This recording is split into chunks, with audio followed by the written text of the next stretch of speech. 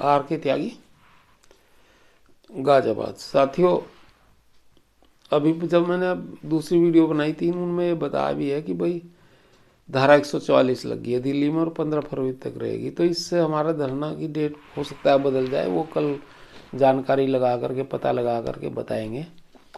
पर जो भी है, अब उसके बाद जो भी डेट अगर बाद में भी लगती है तो उसके लिए तैयार रहेंगे आप लोग। और 22 फरवरी का फिर जो धरना है उनका आईवा पार्क का, उसमें सभी लोग तैयार रहेंगे, क्योंकि वो तो 15 फरवरी तक है। और या 15 के बाद भी इन्होंने धारा 144 लगा दी। ये जानकारी नहीं है कि क्यों लगी है, क्या वजह है धारा 144 का। पर कुछ लोग बता रहे हैं कि गाजियाबाद में भी लगाई है। अब हो सकता है प्राण प्रतिष्ठा होगी जो, उसकी वजह से थोड़ा सेंसिटिव कुछ माहौल बन रहा हो या कुछ कहीं से इनपुट आया हो, लगाई हो, ये तो नहीं कह सकते हम क्या हुआ। लेकिन अगर वो बढ़ेगी तो उसमें भी चेंजेस आ जाएंगी, तो डेट्स में चेंज आ सकती हैं, लेकिन प्रोग्राम्स तो रहेंगे ही।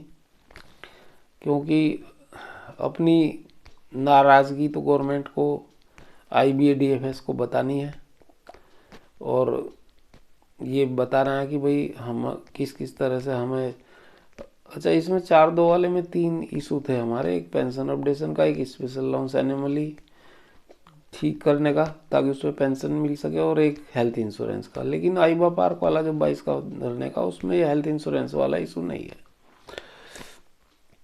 अच्छा, हमारा ये भी था कि कोई तरकीब से जो है गिरीश आर्य जी के थ्रू या जैसे भी फाइनेंस मिनिस्टर को मेमोरेंडम दें।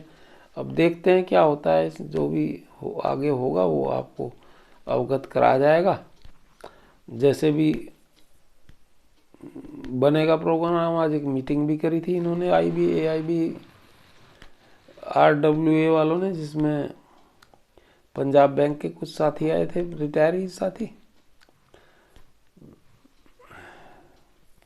खेड़ा जी थे, पंकज भारद्वाज थे, गोचवाल जी थे, और कुछ इसके थे AIBRW के कुछ और लोग थे। तो जिसमें धरने की अरेंजमेंट की रूपरेखा तय की गई थी कि भाई किस तरह से कौन कौन कितने आदमी आएंगे वगैरह वगैरह, जो भी एक मतलब मोटा मोटी रूपरेखा रेखांकित की गई थी उसमें। तो वो इंटरनल है चीज़ें। तो लेकिन अगर ये चेंज होगा तो फिर उसमें आगे देखते हैं, अगर ये डेट वेट में कुछ परिवर्तन आएगा तो। क्योंकि परमिशन धारा 144 में जो दी हुई परमिशन होती है धरने वरने की, वो कैंसिल हो जाती है। तो यही अपडेट मैंने आपको बतानी थी। बाकी वसंत वानकुड़े का चल रहा है, वो लगातार वाद प्रतिवाद उसमें हो रहे हैं। उसमें क्या करवट लेता है, उसमें क्या होता है पता लगेगा। और सिंगला जी केस का जो केस है उसमें हमें अच्छी उम्मीद है पेंशनर्स के लिए, ऑपरेशन के लिए। और दूसरा मैंने आपको बताया ही है कि एक जो है श्री VK खन्ना जी जो है XGM PNB, उनकी गाइडेंस में केस लगाया कि भाई जो सारे केस हैं ग्रेजुएटी की दिल्ली हाई कोर्ट में सुने जा रहे हैं, वो सुप्रीम कोर्ट में उन्होंने एप्लीकेशन फाइल करी है कि वो जो है सुप्रीम कोर्ट में सुने जाए। क्योंकि सुप्रीम कोर्ट ने स्पेशल अलाउंस में पहले ही इसके डिसीजन दे रखे हैं फेवरेबल, और केरल हाई कोर्ट ने भी फेवरेबल डिसीजन दे रखा है ऑलरेडी सिंगल जज बेंच ने। तो सिंगल जज में तो इसका सुनने का कोई मतलब ही नहीं है। डबल बेंच में हो, नहीं तो फिर ये सुप्रीम कोर्ट में डायरेक्ट सुना जाए। जो भी उसमें निर्णय आएगा, सुप्रीम कोर्ट डिसीजन करेगी, वो होगा।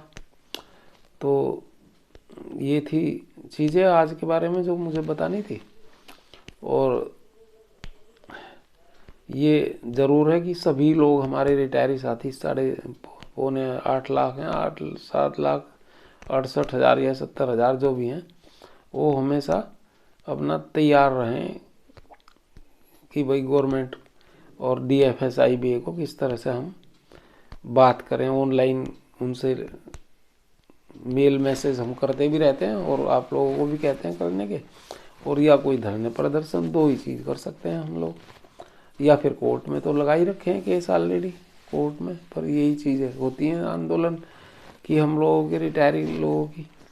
कोई हम सड़क तो जाम नहीं करते, ना कोई हम तोड़ फोड़ के काम करते, हम तो शांतिपूर्ण धरने करते हैं।